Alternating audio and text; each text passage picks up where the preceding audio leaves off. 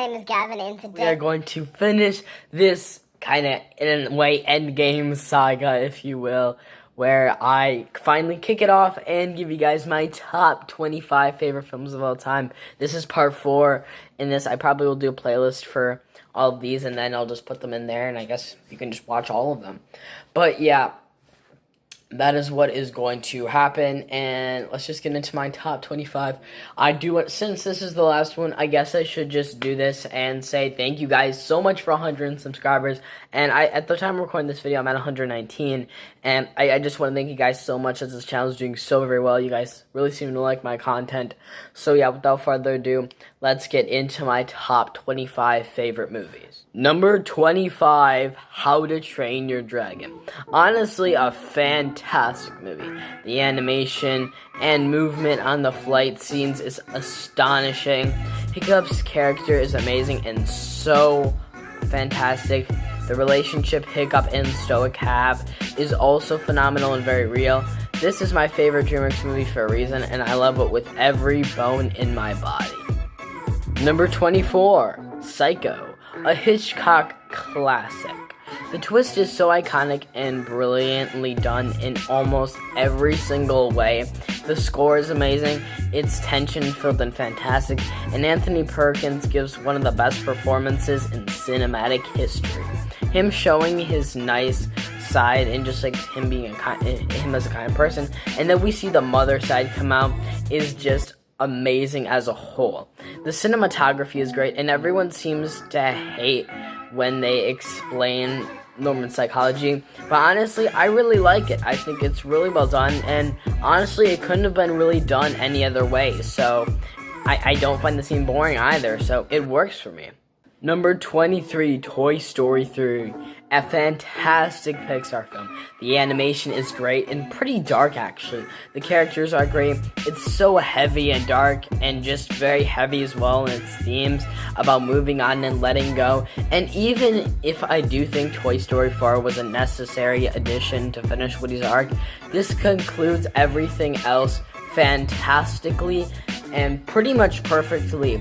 It has a perfect conclusion to everyone else's arc, even though I don't think it's a perfect movie per se, because nothing is. No film is.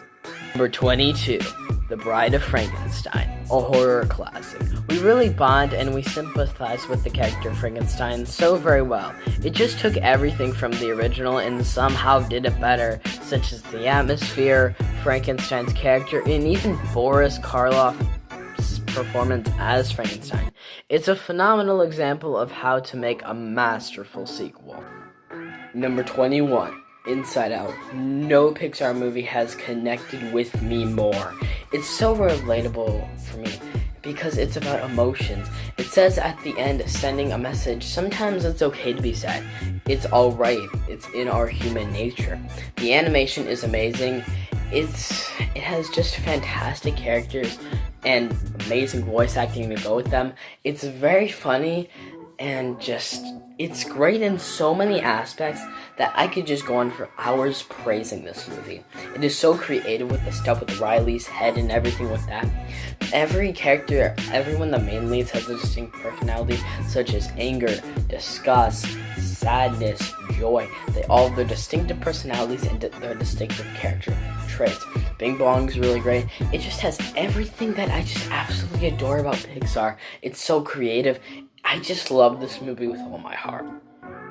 Number 20, Just Mercy. This is honestly one of the best experiences I have ever personally had in the cinema. Michael B. Jordan and Jamie Foxx are outstanding. And, Brie Larson's in this movie as well, and she's actually passable. Who knew that could happen after Captain Marvel? But the dialogue is great, and you really root for and want our main leads to win. It is powerful, complex, and just outstanding in every way. If you love court movies, please check this one out. I highly recommend it. Number 19, 16 Candles, a fun comedy. It always finds a way to keep you laughing because of the dialogue, and the cast surrounding it has very funny people to help improve the comedy and other points. It's not one of the best films ever made, it's just a funny movie I really enjoy. I can't really completely explain why the comedy works for me because comedy is so subjective, and It's really difficult to figure out why it works so very well. But I think part of the reason is because of just the clever writing that John Hughes was able to just give us with this movie. It's not because of just the clever writing John Hughes was just able to create with this great movie.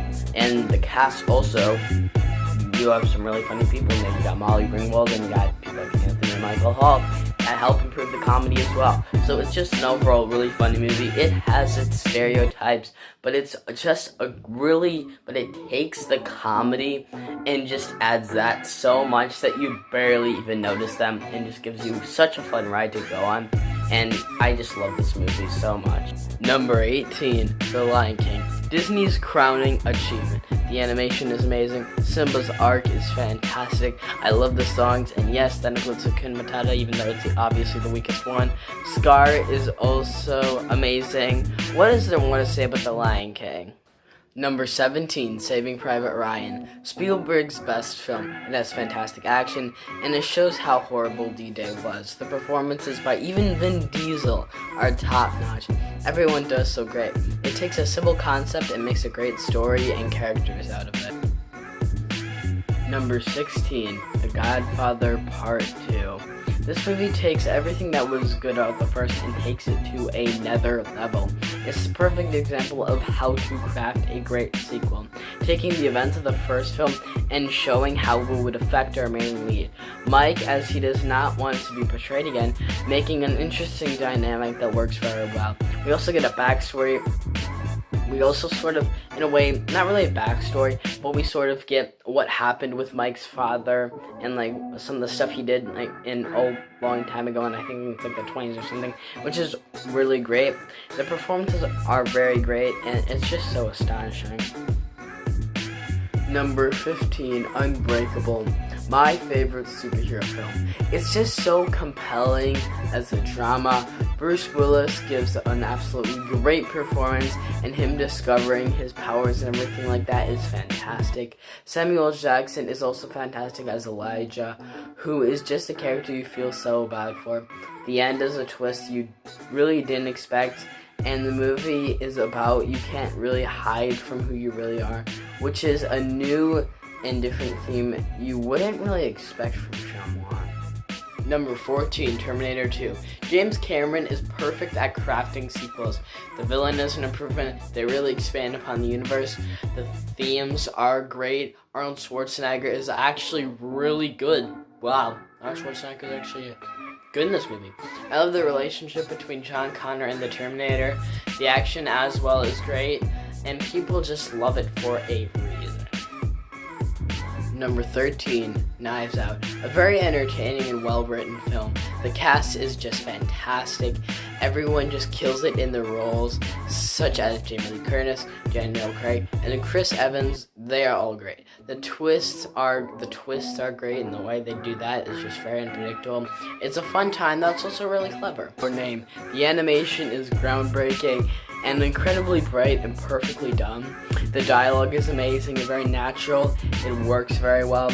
I like the concept, and it gets very unpredictable as it goes along. Our characters are fantastic, and everything it does is just so phenomenal. Number 11, Aliens. My favorite James Cameron movie, and yes, I prefer it to Alien that much. It just takes everything and makes it better, like every great sequel should do. Ripley's a more interesting character because she's doing more than just trying to survive. She's trying to protect a little girl, and the payoff when Ripley Vendor's nude is just amazing. The characters are more interesting in this movie. They have more distinctive personalities, so notice them more, and you actually remember them more than unlike Alien for me personally. The action is also a big improvement, as well as the spectacle. It takes everything I love about sequels and puts it in this film. Number 10, Return of the Jedi. My favorite sequel and Star Wars movie. Not exactly the best, but certainly my favorite. The opening scene is the best scene in any sci-fi movie. The space battle is the best in any sci-fi movie. When Darth Vader throws Palpatine off a ledge, it's so powerful. Everyone says it's the weakest, but I think it is the strongest. It gives us the satisfying conclusion this trilogy earned. Number 9, The Thing, John Carpenter's classic. The cast and characters are great. Right away we notice their distinctive personalities. Of course, Kurt Russell is the best, obviously. The practical effects are the best I have seen in a movie. The way they make the creatures look is just great. Like, the way they look is fantastic. And the ending leaves you on sort of a cliffhanger, but in a good way, where we have to guess for ourselves what happens at the end. Number 8, Whiplash. Damien Chazelle is a master when it comes to visuals and editing, and it works for sure in those aspects, especially at the end. J.K. Simmons' performance, I honestly have no idea whether to die laughing or be shivering in fear when he's on screen. And also, Miles Teller, I think that's how you pronounce his name, is great as Andrew, and you really want him to succeed throughout the film. And after he was in this movie, which in my opinion is the best movie of the 2010s, he decides to go into one of the best comic book movies of all. You really thought I was gonna say that.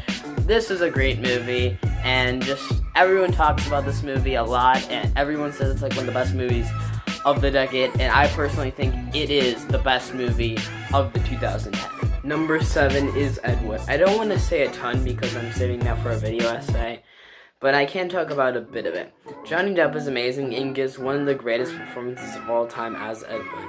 You can tell he has such a passion for film, and you really feel bad for him. He makes awful films, but he's so incredibly likable, and you can tell he just has a passion for this.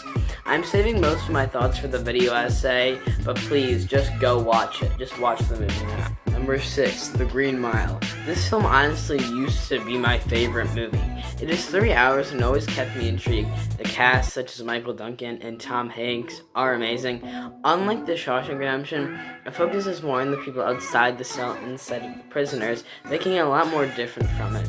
I absolutely love this movie, and I've talked about it pretty much a lot. Not really on this channel though, but I did it in my top 40, and I did it in my top 50 favorite movies a while ago, I'm pretty sure, and I'll do it again. I love this movie. Number 5 is Peter Pan. The Lion King is definitely the best Disney movie, but Peter Pan is my favorite. The themes about growing up are fantastic. I love being introduced to this world, and the slapstick comedy really lands for me at points, and I love all these characters. The Indians, definitely not that great, but I don't know, they're not in the movie as long, and yeah, with them is pretty racist, and I get why people don't really like that aspect, but it doesn't bother me as much, and for me personally, it's the most rewatchable film ever made, and I absolutely love it. Number 4 is a new one, and that is Dr. Jekyll and Mr. Hyde, my new favorite horror movie. It honestly has probably the most depth of any horror movie about good, evil, how evil can consume you. The performance by Frederick March is amazing.